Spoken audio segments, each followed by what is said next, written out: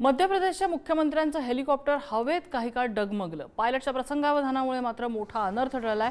मध्य प्रदेशचे मुख्यमंत्री डॉक्टर मोहन यादव शनिवारी खांडवा जिल्ह्याच्या दौऱ्यावर असताना त्यांचं हेलिकॉप्टर हवेतच असंतुलित झाल्याची घटना घडली। मुख्यमंत्री डॉक्टर मोहन यादव भोपाळकडे रवाना होत असताना हेलिकॉप्टर पुढे जाण्याऐवजी अचानक मागे सरकायला लागलं। त्यानंतर काही क्षणांसाठी ते हवेत थांबलं।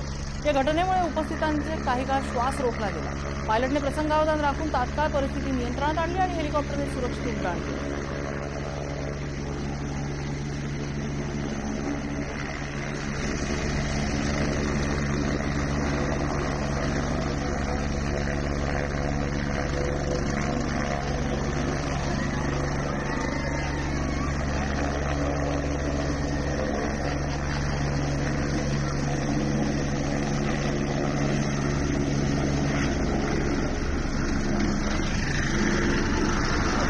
शिकूया AI ची क्रांती, चला करूया MSCIT।